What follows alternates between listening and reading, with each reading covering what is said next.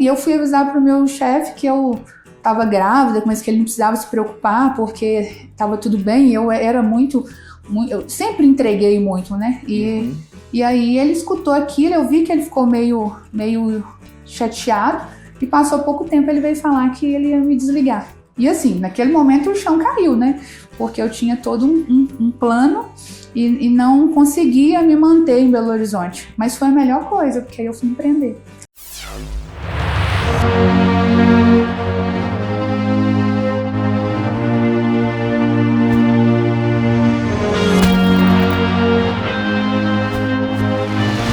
Fala comigo, super jovem, beleza? Hoje eu tô aqui com a Flaviana Araújo, ela é dona do OK Coworking. Começou a empreender com 20 anos por necessidade. Ela veio do interior para a capital, Belo Horizonte. Ela só queria um trabalho e queria estudar administração, mas ela ficou grávida e foi demitida.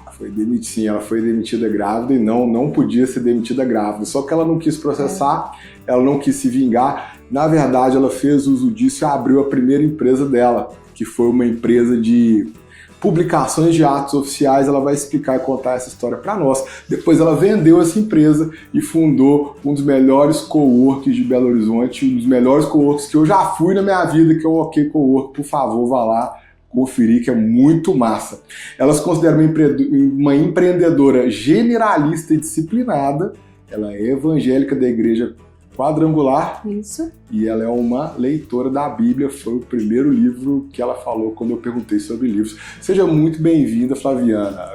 Tô doido para conhecer a sua história. Obrigada, André. Nos detalhes. Um prazer estar aqui, um prazer falar com você, entendendo um pouquinho do propósito do seu podcast. Fiquei muito feliz e fique à vontade para perguntar o que você quiser. Eu quero saber qual foi o seu primeiro negócio. Que você lembra? Fecha o olho assim, ó. O meu foi vender vidro de maionese pintado para as professoras que davam aula junto com a minha mãe.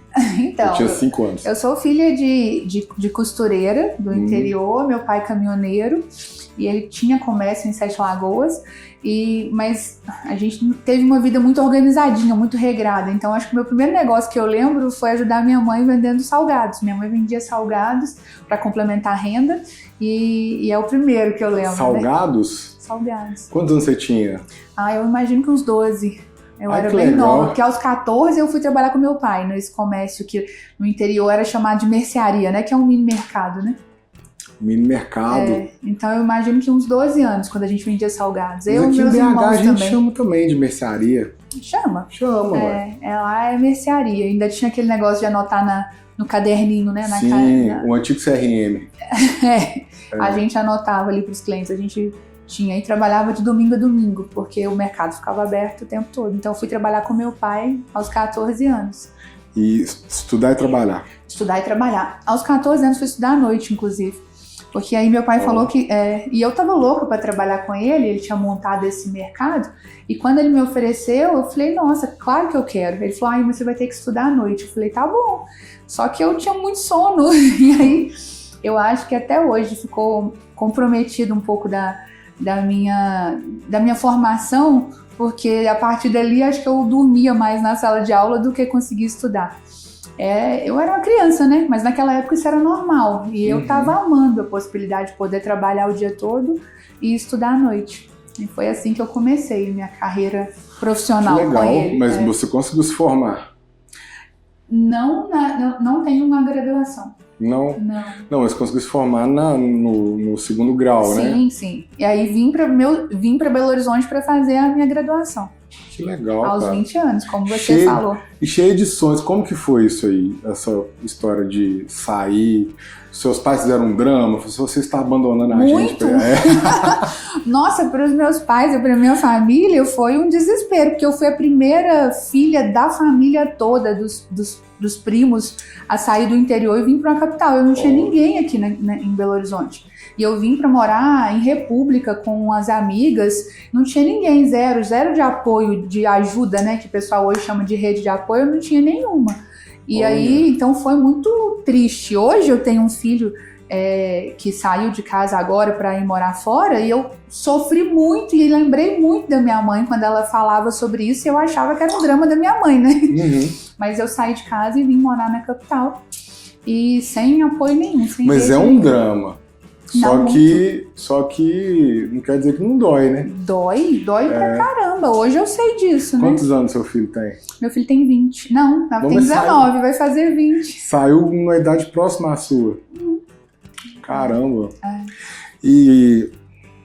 Entendi. E aí você chegou aqui em BH, conseguiu o emprego que você queria, entrou na faculdade e...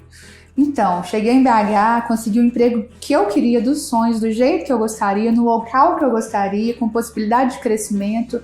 A faculdade já estava tudo encaminhado e eu engravidei. Qual faculdade que você entrou? Eu entrei em administração e Aonde? na BH, faculdade BH. Belo Horizonte? Belo Horizonte. Não lembro dela, não. Na Floresta que ficava a faculdade. Nem sei se tem essa faculdade ainda, mas no Floresta. E aí você conseguiu um emprego aonde? Eu consegui um emprego numa empresa que trabalhava com regularização de documentações para grandes empresas. Então, as empresas, elas regularizavam, por exemplo, a gente atuava muito naquela época com empresas que trabalhavam com telecomunicação e precisava alugar os lotes onde ficariam as antenas. E aí tinha que regularizar aquele imóvel para que ela pudesse montar a antena. Ou então, um exemplo disso era... Nossa, isso devia ser em 2005, mais ou menos, né? A expansão, 2004, a expansão da telefonia celular. Exatamente. Então, isso a gente fazia muito para regularizar os imóveis. Mas regularizava também, por exemplo, grandes imóveis nas lojas do centro, que aí tinha problema com barulho. Então, a gente trabalhava com a regularização de tudo. Então, a burocracia das empresas eram passadas para nós e a gente aqui ia nas prefeituras, nos órgãos de legalização para organizar essas burocracias para que as empresas pudessem trabalhar, né? Pudessem operar da forma correta. E aí foi quando eu engravidei. E eu estava já com o projeto de ser promovida. E aí tinha recebido uma proposta para uma promoção. E eu fui avisar para o meu chefe que eu estava grávida, mas que ele não precisava se preocupar porque estava tudo bem. Eu era muito eu sempre entreguei muito, né? E aí ele escutou aquilo, eu vi que ele ficou meio chateado, e passou pouco tempo ele veio falar que ele ia me desligar e que ele não poderia ficar comigo porque eles tinham um plano de expansão e que eu não poderia estar ali naquele plano grávida, então e aí eu falei, tá, mas nossa, que você não pode me mandar embora, eu tô grávida. E ele falou, pois é, mas não sou eu, é a direção. E aí me mandou embora, E assim, naquele momento o chão caiu, né? Porque eu tinha todo um plano e não conseguia me manter em Belo Horizonte. Mas foi a melhor coisa, porque aí eu fui empreender. Aí montei a minha primeira empresa. Você falou da Bíblia. Eu vi uma vez uma parábola, que eu não sei se ela está na Bíblia, mas eu vi ela em forma de charge de animação. Um cara estava plantando uma árvore, e aí ele estava regando essa árvore todo dia, num terreno grande, só tinha uma árvore. E ele regrava essa árvore todo dia. E ela ia crescendo. Quando a árvore estava apontando, ela estava bonita, ela estava grande, ela começou a dar fruto, veio uma tempestade e derrubou a árvore. E arrebentou tudo, espalhou pedaço de árvore para tudo quanto é lado no lote. A primeira cena é ele arrasado, olhando para aquilo ali. A segunda cena é começando a nascer um tantão de brotinho no lote. E a terceira cena é o lote dele todo cheio de árvore frutífera.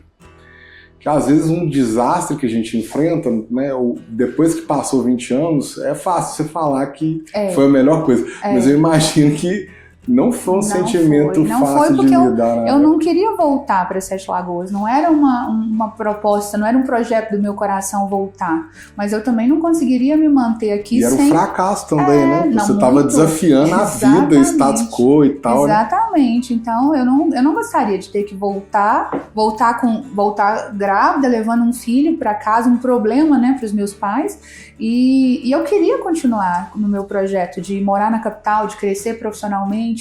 E aí foi escolha, eu precisei fazer a escolha de abandonar a carreira que eu gostaria de ter e de abandonar a faculdade ali, né, o estudo. E aí foi o que eu fiz e deu tudo certo, porque não foi fácil, como você falou, mas foi o que precisava ser feito no momento. Então, antes de você me contar como você deu conta disso, eu vou te dar um presente. Coisa boa. Vou te dar um agora e no final do podcast. Sou nosso patrocinador. Consolatio Camisas Tech. Ai, que legal. Essa camisa, ela tem uma malha gelada, ela é deliciosa, você pode jogar ela na máquina, amassar e vestir, ela vai estar inteirinha. Ai, que legal. Muito obrigada. Você que está assistindo a gente, se quiser comprar na Consolatio, tem o cupom SUPERJOVEM20. Ai, que legal. Muito pode ir lá, obrigada. Você compra com 20% de desconto. Presente é da Consolatio. Obrigada, Consolatio. Pode usar para dormir, para sair, para treinar, ela é ótima. E tem tecnologia anti-odor. Mas aqui, sem dinheiro, sem orientação, sem estudo, o que mais que você não tinha? Grávida, como que você fez? Você arrumou dinheiro como? Então, aí vem o networking, né? Aí vem você conhecer pessoas. E aí, quando eu te contei antes, né, que eu fui mandada embora, você perguntou, e aí, podia? Não poderia. Eu não poderia ter sido mandada embora, né? Uhum. Na verdade, eu poderia sim ter processado a empresa, e eu até deveria, né? Porque estavam fazendo uma coisa que era errada, mas eu decidi não fazer isso. Eu decidi manter o meu relacionamento e manter o relacionamento com as empresas com as pessoas, né? E com as empresas que eu conhecia a partir daquele emprego. Uhum. E aí, quando montei a minha empresa, eu precisei deles para me ajudar. Eu precisava organizar, eu precisava regularizar, eu precisava fazer tudo. E aí foi eles que me ajudaram. E aí, quando eu fui pedir essa ajuda, eles me ajudaram. E aí, surpresos, porque eu não tinha processado eles, porque eles acreditavam que eu faria isso e não fiz. E aí me ajudaram a montar a empresa. E aí deu tudo certo, porque comecei pequenininho. Como? Te deram as coisas? Eles... Não. É porque assim, o acesso que eles tinham, muitas vezes não era o valor que você tinha que pagar, era a entrada que podia ter que você precisa pagar por essa entrada, por que alguém execute essa função que você não sabe fazer. Uhum. E era o que a gente sabia fazer lá. E aí eles me ajudaram com isso. Então eles me ajudaram a organizar toda a documentação da minha empresa, eles me ajudaram a liberar o que eu precisava liberar, de alvará, de licenças. E eles fizeram que... Sem cobrar pelo serviço, e eu paguei só as taxas, né? Ah, tá. E aí, mas coisas que para um empresário normal... Taxas? Então, aí esse dinheiro das taxas foi o que eu tinha ali no momento, né? Eu montei com o que eu tinha no momento. Você gastou tudo? Você deu um all-in? Tudo. Essa expressão de poker, sabe? Que você faz assim com todas as fichas. Todas as fichas, Todas as fichas. Racha. Na verdade, eu acho que isso é o que o empreendedor brasileiro faz, né? Claro. A maioria do empreendedor brasileiro começa assim, né? E se você esperar um momento ideal... Esse momento ideal é o seu, é o que você dá o primeiro passo. Não tem um momento ideal. Nunca vai ter. Às vezes você vai ficar esperando, teve pandemia, pós-pandemia, aí vem crise política. Não existe momento ideal para você montar a sua empresa. Não existe para tirar seu sonho do papel. Existe a sua força, a sua vontade, a sua fé, acreditar em você, acreditar que é possível. E não precisa começar grande, né? Não deve esperar começar grande. Então eu não comecei grande, eu comecei pequenininha e deu certo, muito certo. Começar grande pode ser até perigoso. Esses dias eu ouvi uma frase do meu pastor, que é um pastor que ele é o meu mentor, inclusive, ele falou assim, olha, toma cuidado com o que a gente espera cair do céu, porque o que caiu do céu foi o próprio diabo. Então, tem gente que fica esperando cair do céu e pode ser um problema. E realmente, então não vai cair do céu. É você mesmo que vai ter que ir lá e fazer. E foi o que eu fiz. Tinha que fazer, né? Muito bom. Muito bom. E esse saber fazer aí da prestação de serviço, você aprendeu na empresa que você estava? Essa sim, aprendi na empresa. E aí montei a empresa de publicação oficial, quando eu saí dessa, fui trabalhando nessa empresa. Eu pedi um emprego lá, e aí quando eu comecei a trabalhar, nunca soube que publicação oficial de atos oficiais existia. Eu conheci a dona e aí pedi um emprego para ela, e ela me empregou, e aí eu era uma colaboradora dela, e aí ela precisou de uma sócia, eu já estava numa posição melhor, numa condição financeira melhor, e eu comprei uma parte da empresa. E aí aí virei dona da empresa. Então você começou como uma PJ? Eu comecei como uma funcionária. Funcionária? PJ. Um prestador de serviço, né? Prestador de serviço. Só que você não estava no quadro societário da empresa. Não. Comecei como um colaborador comum. E na verdade nem era um colaborador comum, né? Porque eu não era CLT. Eu não ganhava nenhum benefício de CLT. E eu trabalhava para ela, eu aprendi trabalhando para ela. Você dava nota pra ela? Sim. É PJ, né? É, PJ.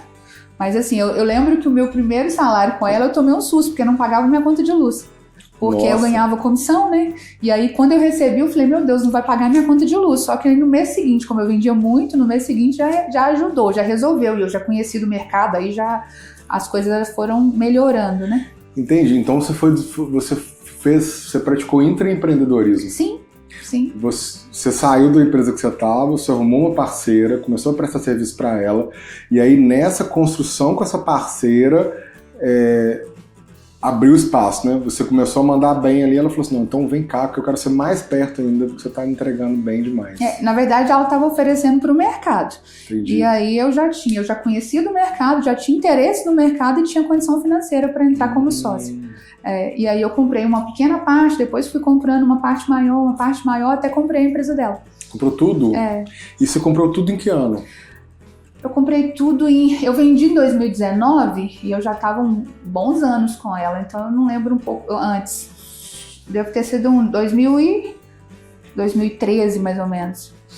Porque eu vendi em 2019, né? Você ficou esses 6 anos aí. Como dona. E aí a empresa cresceu muito, muito. Eu organizei muito a empresa. Você sabe alguns números, se você quiser compartilhar, claro, né? De valores? De crescimento, estava aqui, foi para tanto. Então, eu trabalhava com órgãos públicos, então eu vou te falar situações para órgãos públicos. Quando eu entrei nessa empresa, um dos grandes problemas que tinha era conseguir receber. E foi um dos problemas que a gente solucionou. Porque todo mundo me fala assim, Flaviana, mas trabalhar com órgão público é muito complicado, porque o pessoal dá muito calote, Isso era um problema que a gente não tinha. Porque a gente tinha tudo tão organizado, que a gente foi organizando ao longo do tempo, que a gente não tinha problema com inadimplência. Era pouquíssima. Porque a gente tinha os processos muito bem organizados. E aí a gente resolvia isso. E a gente crescia muito, dobrava de tamanho a cada ano na nossa empresa. E crescia muito mesmo. Ao ponto de que eu trabalhava com publicação de atos oficiais. Então, o meu cliente dentro do órgão público era o setor de licitação. E eu comecei a entender tanto sobre a licitação, porque eu precisava publicar o ato da licitação, mas eu chegava dentro de um processo de licitação e eu percebia que um pregoeiro estava desalinhado com o processo e eu começava a educar o pregoeiro. Isso pode, isso não pode, aí a gente começou a dar curso de licitação. Olha. Quando eu vendi essa empresa, a gente trabalhava com publicação de atos oficiais, mas a gente trabalhava mais ainda com cursos para pregoeiros. E aí a gente passou a dar curso, passou a dominar o mercado ao ponto de treinar as pessoas. Olha que interessante. A gente está com um produto de educação, agora a educação é bonito demais, né? Primeiro que é perene, nunca deixa de existir. Não. E você vai trabalhando na entrada do seu cliente, porque eu tenho 2 SaaS na IN8, que é o Busca Milhas e o Dot 8, mas eu não tenho um produto na frente que ensina o meu cliente, entendeu? Eu preciso, vou começar a fazer. E é o que a gente fez, e foi onde a gente entrou. E aí com isso, o que aconteceu? Olha o interessante de você falar sobre isso, de ensinar o seu cliente. A gente começou a ensinar tanto o nosso cliente que eu comecei a ganhar um mercado muito grande porque eles confiavam muito no nosso trabalho. Porque eles confiavam na gente para poder educá-los, então quando eles precisavam de... Exatamente. Quando precisava de alguém para aquele assunto, nós poderíamos não ganhar a licitação, mas com toda certeza nós sabíamos de todas as licitações, porque eles nos procuravam. E para poder entrar no processo, né? Então a gente estava assim muito grande, mas uma coisa muito interessante que a gente fez nesse mercado foi entender o que eu queria. Por exemplo, quando eu entrei nessa empresa, ela tinha um problema muito grande com receber, né? Com inadimplência, por quê? Porque ela atendia a nível nacional. Qualquer órgão público que precisasse, ela atendia. Então, se já era complicado receber de alguém que está perto, imagina você receber de alguém que está no Acre, de alguém que está no sul do Brasil. E aí a gente entendeu o seguinte, eu tenho 853 municípios em Minas, eu atendo todos? Não, estou muito longe disso. Para que eu estou querendo atender Brasil todo? E aí a gente focou em atender órgãos públicos de Minas. Então, o nosso foco era os 853 municípios e todas as suas autarquias, né? Então, todas as suas empresas públicas que tinham ali dentro. E aí a gente cresceu, porque aí a gente conseguiu criar um reforço de marca muito grande e aí a gente cresceu muito, porque a gente entendeu o mercado e cercou esse mercado. Você nichou a estratégia, né? Exatamente. E me conta aqui, como que você conseguiu fazer isso tudo, pensar isso tudo sem ter estudo? Então, isso era um ponto que eu sempre pensava. Eu não tinha a educação necessária e eu estava num mercado muito diferente do meu primeiro mercado, né? E aí eu entendi a importância da educação, só que eu não tinha. E aí eu busquei quem tinha. Então a gente contratou um consultor. E hoje eu dou muito valor e falo para todo mundo. Não é porque você não tem o estudo que você vai deixar de fazer. Você pode contratar um parceiro, você pode contratar um mentor, um consultor, e aí foi o que a gente fez. Eu busquei um consultor, uma consultoria especializada, e ele me ajudou a organizar toda a empresa, processos todos. Hoje eu dou muito valor a processos, e ele foi a minha faculdade, a minha primeira faculdade ali de entender como funcionava a gestão de uma empresa, como funcionava o crescimento, como era importante tratar passo a passo para o crescimento, e hoje a gente tem isso como um padrão. A nossa empresa ela é toda com vários processos, a gente entende a necessidade das reuniões estratégicas, de organizar tudo. Eu não começo nada sem um plano de ação, sabe? Sem discutir um plano de negócio, e eu aprendi com ele. Foi na minha primeira consultoria. Você chegou a estudar quanto tempo? Não, um período só. Um período? 6 meses? Só 6 meses. É porque eu tô pensando aqui, o mentor, o consultor, ele te dá uns atalhos, né? Ele te dá uns caminhos mais rápidos. E tem uma coisa que a faculdade não consegue fazer, que é te ensinar aquilo que você precisa agora. Assim, vamos supor, eu vou me especializar em processo, sendo que trabalha só eu e mais uma pessoa.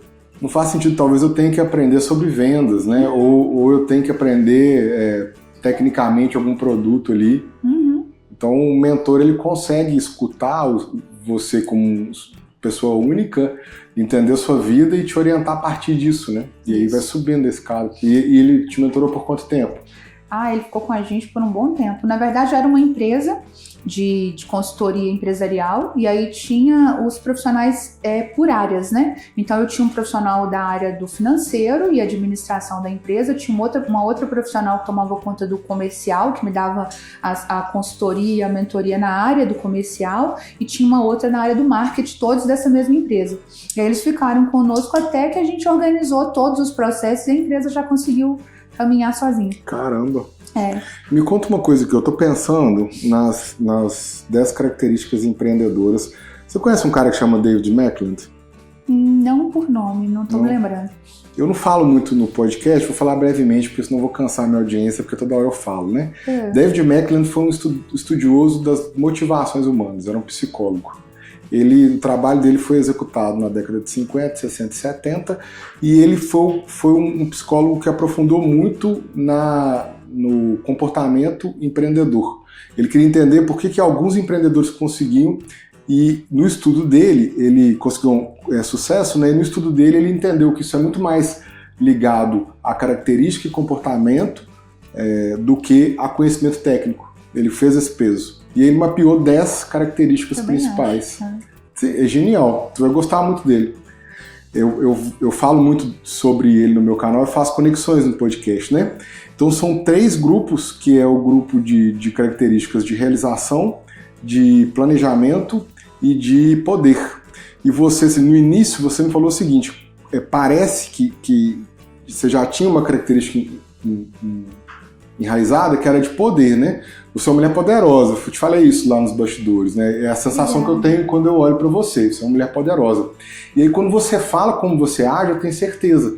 Por quê? Desde nova, lá com 20 anos, você falou assim, cara, ação trabalhista nada, olha o networking que eu tenho aqui, vale muito mais que isso, só que você tem que ter uma visão de rede de contato, persuasão, poder, influência, para você abrir mão disso, de dinheiro, exatamente, para você entender, não, peraí, isso que vale muito mais, cara, eu vou arriscar aqui que isso tem mais valor. E outro, na questão da autoconfiança, né, que é você bancar, vinda do interior, sozinha, sem contato, né, sem ninguém para te proteger e debaixo da saia de ninguém, você veio. Foi bem isso.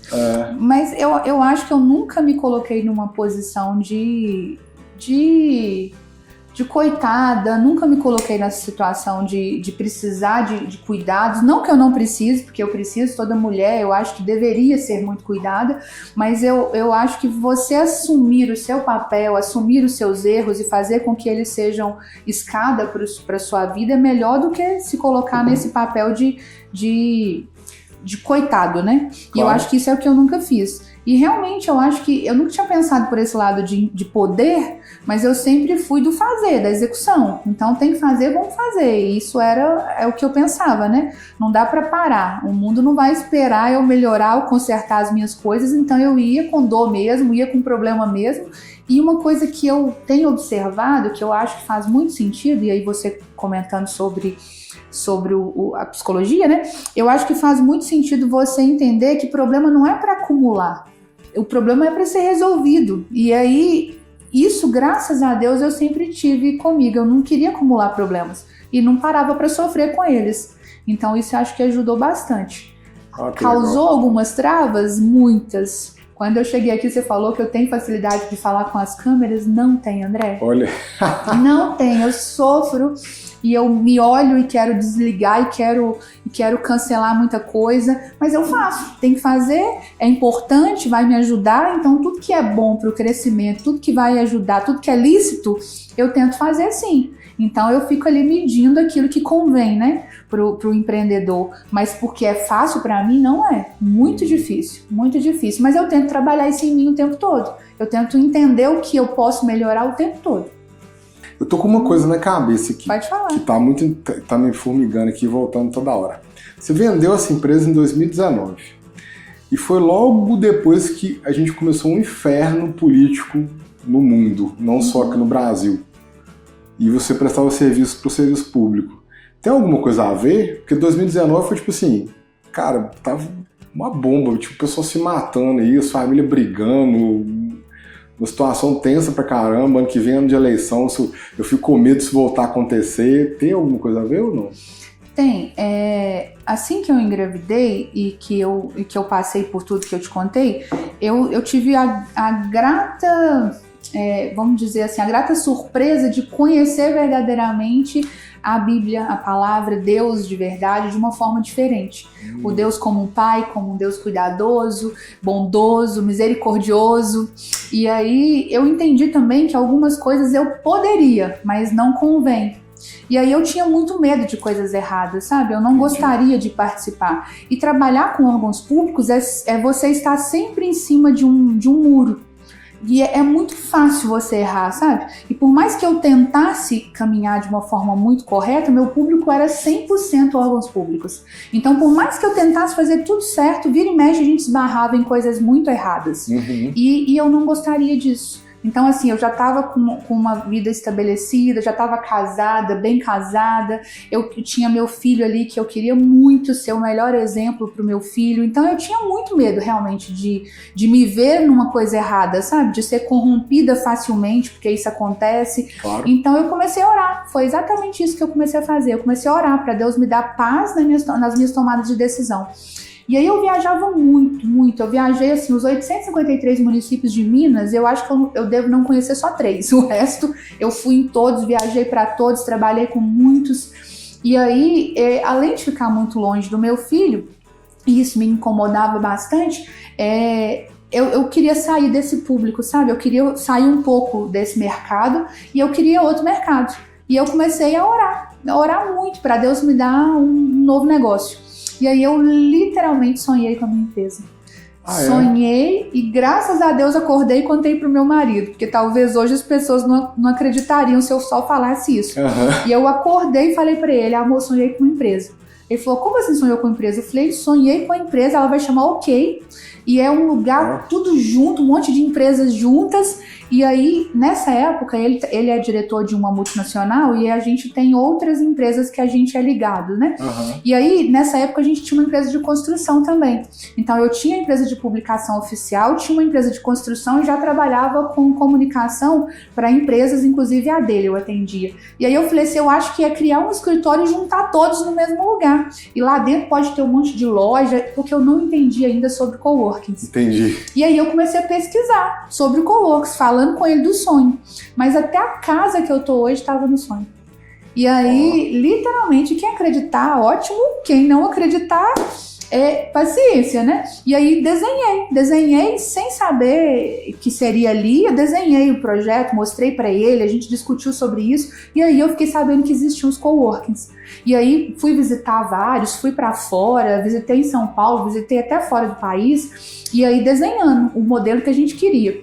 E aí, quando eu montei a OK, essa empresa de publicação oficial foi, a outra empresa de construção foi, a outra empresa que a gente tinha de comunicação também foi para o mesmo endereço. E aí a gente abriu alguns espaços da empresa para serem compartilhados, porque aí eu já entendi o modelo de coworking, né? E aí, assim que eu percebi que aquilo ali era o que eu queria estar ali cuidando de gente, eu não queria mais ter que viajar, eu não queria mais ter que trabalhar com o serviço público. E aí eu vendi a minha empresa. Eu tinha uma sócia na empresa de publicação oficial, só que eu lembro direitinho do dia que eu contei pro meu contador e pro meu advogado que eu queria vender a minha parte, eles me chamaram de doida. Porque a gente estava assim numa expansão muito grande, estava ganhando bem pra caramba e a empresa crescendo muito. E eu falei com eles, eu quero vender, não quero. Mas é a melhor hora. Era a hora a melhor certa hora, é essa. mas aí eu falei com eles exatamente isso. Olha, eu prefiro vender agora, que tá muito bem. Claro. E eu vou ter oportunidade financeira, só que aí eu vendi em 2019.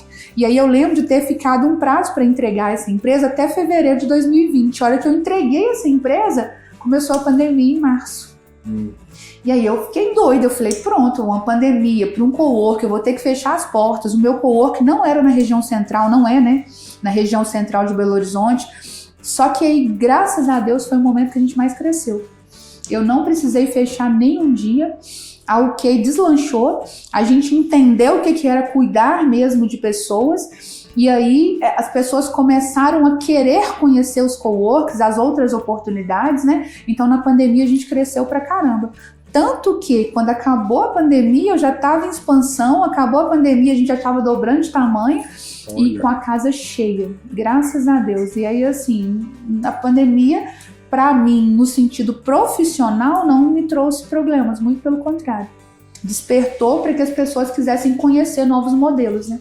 Para nós aqui também, a gente cresceu bastante. Mas aí na sua pergunta, por que eu quis vender, tem a ver com a briga política? Também, mas tem a ver mais com o mercado público, que ainda precisa mudar muito, ainda necessita de algumas mudanças. Cara? Tipo assim, tem alguma... Já mudou, mas já mudou bastante, tá bem mais organizado do que era. Tá melhor, né? Tá, bem lá melhor. Nos Estados Unidos eu vejo que o lobby é legalizado, aqui não é, fica aquela coisa, a gente não sabe se tá certo, se tá errado, as coisas ficam claras. Exatamente. Porque lobby é um trabalho, né, cara? Conversar, articular é um trabalho. É intermediação, você tá intermediando ali, né? Uma negociação para quem precisa. E não é errado isso, é um trabalho, pô. Mas não, e se você não legaliza, as pessoas encontram um jeito para fazer. E esse jeitinho pode ser errado. Pode ser visto como errado. Então, assim, e você estar nessa linha que é muito tênue é muito complicado. E aí, não misturando as questões do trabalho com a questão espiritual, mas também misturando, porque eu tinha muito medo mesmo. Eu tinha muito medo de errar. E é muito fácil, o dinheiro corrompe muito fácil a gente. Claro, e uma empresa grande em expansão vai saber o que acontece lá na ponta, né? Então assim, eu optei por ter paz, eu optei por estar com meu coração em paz. Mas eu acho que foi uma ótima decisão. Não, hoje eu tô muito feliz, te confesso que eu fiquei com muito medo. Claro. No início da pandemia eu cheguei a sentir dor mesmo, dor física, de desespero, assim. E eu cheguei a chamar uma psicóloga amiga minha, eu falei, eu tô sentindo alguma coisa, porque... E aí ela me falou, Flaviana, você tá correlacionando esse momento de pandemia, esse desespero que você tá sentindo agora de quando você foi mandado embora lá atrás, que você tava com um filho para nascer ali, você precisando, você correlacionou, são momentos de muito conflito, e aí eu fui entender o que eu tava passando, só que aí na pandemia eu tava estruturada financeiramente, estruturada como mulher, com um marido bacana, então eu tava num outro momento de vida, né, mas eu correlacionei, no início da pandemia eu cheguei a sentir dor física de angústia, até entender que eu podia me organizar e não precisava sofrer daquele jeito que eu estava sofrendo, né? E muita gente, inclusive, fechou a empresa por isso, né? Mas entrou em pânico, né? Olha que massa. Você tem uma característica empreendedora muito bem desenvolvida, que é a busca por informação, que é uma característica de realização. Porque quando você falou, na hora que você foi formar o OK, você falou assim, eu fui atrás de vários coworks, visitei vários, anotei, aprendi, estudei o máximo que eu pude.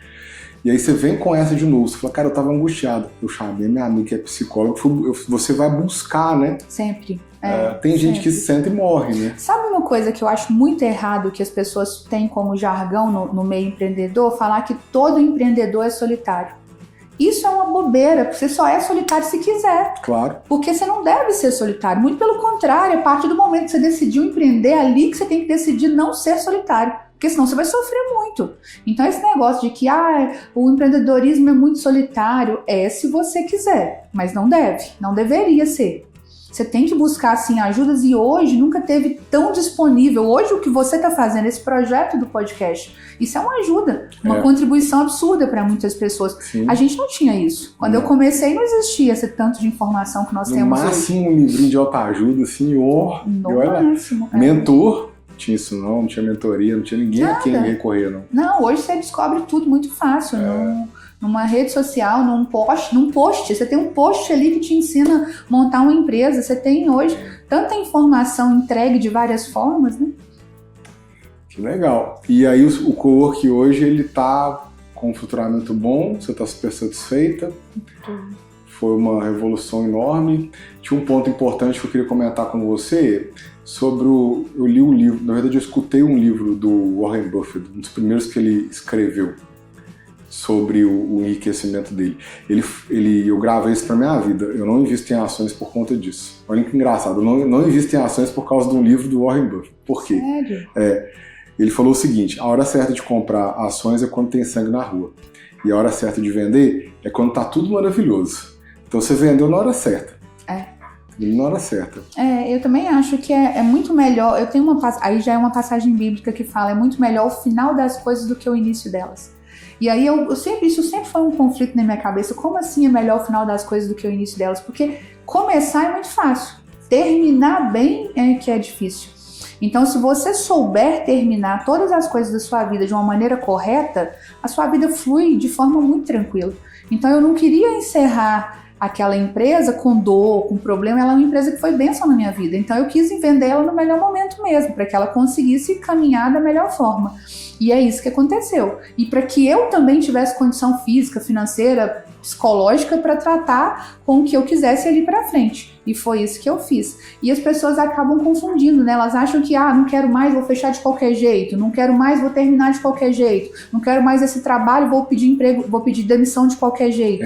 E aí eu acho que é onde as pessoas erram muito, né? Então eu prefiro encerrar todas as etapas da minha vida de forma mais organizada. Genial. Bom, você pode falar um pouquinho do OK, o que você oferece lá? Claro. O que tem? Eu vi que tem uma cozinha massa lá, que tem uma chopeira fake, tá? Se você for lá, é água. Você vai achar que é chope, mas não. Ela parece uma chopeira.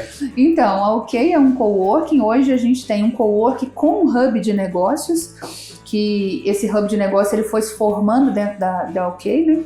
Mas o coworking em si é um espaço profissional compartilhado. Então a gente tem todo um ambiente profissional muito bem estruturado para atender empresas de vários tamanhos. Hoje eu atendo desde a empresa que está sendo constituída agora, que ele está abrindo, inclusive, deve registrar o endereço lá usando o nosso, não o endereço da sua casa, porque senão você vai estar liberando o endereço da sua residência para qualquer um saber, né?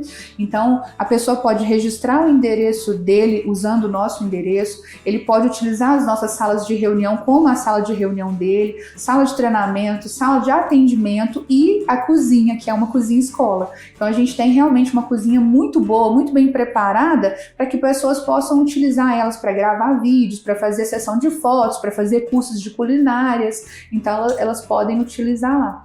E aí a gente tem hoje um público muito grande de empresas que estão em sistema híbrido. Então hoje eu atendo grandes empresas multinacionais que as equipes ficam trabalhando de forma remota, né, home office, e se encontram dentro da OK para fazer as suas reuniões estratégicas. Então, encontram uma vez por semana, encontram quinzenalmente, uma vez por mês, mas eles se reúnem ali usando o nosso espaço como o espaço deles naquele dia para poder fazer o que precisa ser feito ali junto com o time. E Legal. tem muitas empresas que usam lá para ser o seu espaço profissional. Então, elas têm uma sala privativa lá com a gente. E hoje a gente está com 2 unidades, né? Então eu tenho a unidade da OK Hub, que é a nossa unidade inicial, né? Que é a nossa matriz, e tem a unidade que é a OK Gold. Que elas ficam fisicamente aonde? As 2 ficam na Pampulha, as 2 são no Bairro Castelo. A gente teve a oportunidade de expandir, que eu ia expandir pela 3ª vez, no mesmo espaço. Mas aí apareceu essa oportunidade que foi uma fusão com uma empresa lá do bairro, que era na Avenida Principal, que é uma imobiliária antiga, bem conhecida, com um network fantástico, os donos são incríveis. E aí a gente fez uma fusão da OK com a Gold Imóveis, então por isso OK Gold. Bem na avenida principal lá do nosso bairro. Que legal. É, muito legal. E a gente tá com poucos meses, mas com casa cheia. Tô super feliz com essa unidade nova. Bom demais. Flaviana, vou te dar o seu outro presente. Enquanto você que coisa boa, gente, esse tanto de presente. Enquanto você pensa na sua mensagem final para os nossos seguidores, esse presente é patrocinado pelo DOT8, que é o nosso sistema de controle de gestão de ponto eletrônico. Que você vai contratar a gente, inclusive, né? Que eu vi ali conversando, se está precisando. Porque sistema de ponto é um problema, né? Cara, o nosso é a solução, né? Ele tem monitoramento de risco trabalhista. Desculpa, eu falei errado. A gestão do ponto é um problema. Com certeza. Porque você começa... Ai, que legal! Obrigada! Uma caneca nossa, com a nossa logo. Obrigada. E... com a mensagem do canal. Não esqueça de curtir a jornada. Esqueça de curtir a jornada. Legal. Meu marido é legendário. Você é legendário? Não. Você tem cara de legendário. Tenho? Tem. E nos legendários eles falam para desfrutar o caminho, né? Então eles sobem a montanha com um propósito espiritual, né? E aí eles têm uma frase que é desfrute o caminho. E eu gosto muito disso. E essa aqui é não esqueça de curtir a jornada. Realmente. Desfrute o caminho. Em espanhol seria, a tradução seria essa. Começou na Guatemala o projeto. Ah, tá vendo? Muito obrigada. Uma mensagem para o final é ser grato. Eu hoje sou grata por você, pelo convite. Eu acho que se a gente souber aproveitar, assim como você me entregou a frase da caneca, que é não esquecer de curtir a jornada, acho que a vida fica mais leve. Então, se a gente puder ser grato por todas as coisas que aconteceu na nossa jornada, na nossa caminhada, a gente consegue aprender muito mais. E uma outra dica que eu dou para um empreendedor, para um profissional, é que seja responsável com a sua jornada.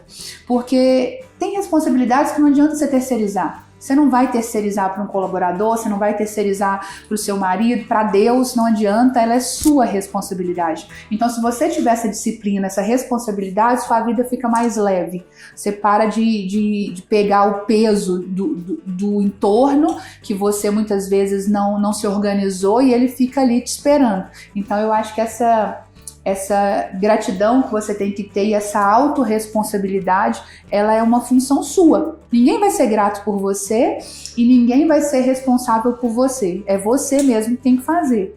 Então, sem sofrer, vamos lá, vamos curtir a jornada e vamos viver dessa forma mais leve, né? Muito obrigado. Se você gostou desse vídeo, lembre de curtir, compartilhar com seus amigos, comenta o que você achou e juízo, não faça nada que a Flaviana não faria. Valeu. Obrigado. Obrigada. Bom demais. Obrigada.